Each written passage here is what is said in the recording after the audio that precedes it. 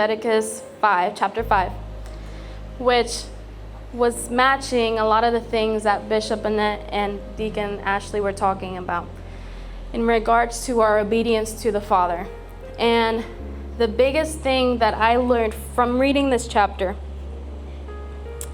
is a big question that we should ask ourselves, and I'm going to read that question to you. When God points out something in your life that needs to change, do you make excuses, or do you bring it to Him and allow Him to transform you?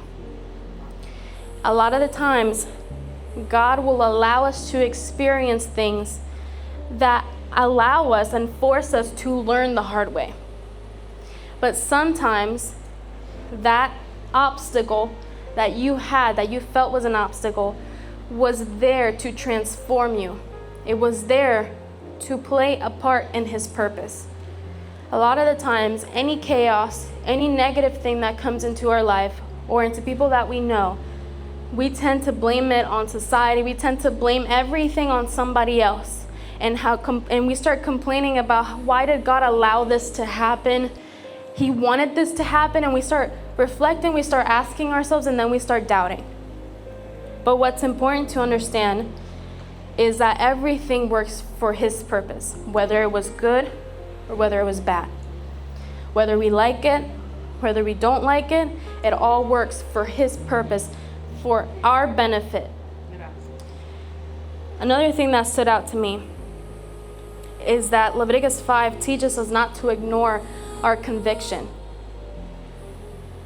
When God reveals something in our hearts, we need to take that seriously, because at some point that something is going to transform you.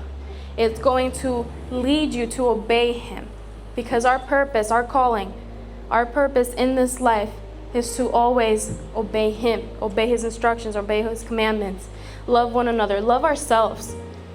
If we do not do that, again, like I said many times before, our life truly does not have meaning. And if we want our life to have meaning, we have to seek for the one person that gave it meaning from the beginning. The one person that gave creation meaning from the beginning.